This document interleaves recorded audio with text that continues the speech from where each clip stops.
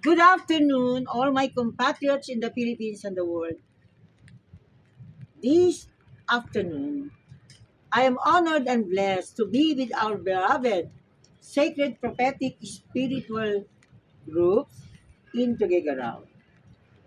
While we were praying led by Father Jeff Jomar,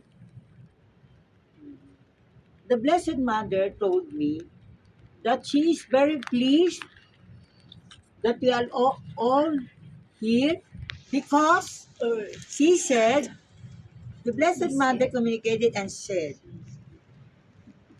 our pilgrimage here in Baguio City, Our Lady of Lourdes. She reminded me of my pilgrimage to Our Lady of Lourdes in France.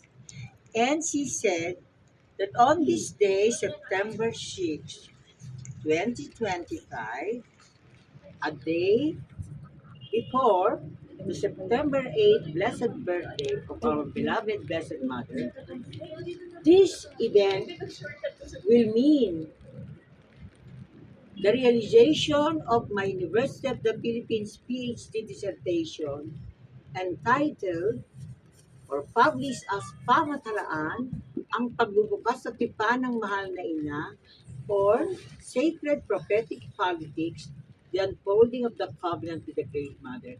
And now, with you, the beloved children of our Blessed Mother here, she told me to tell you that she's very happy with you, with what you're doing, with all your sacrifices through the years prayer, with the Cavite group, led by Nanay Mercy Manabat, and Grota Vinas.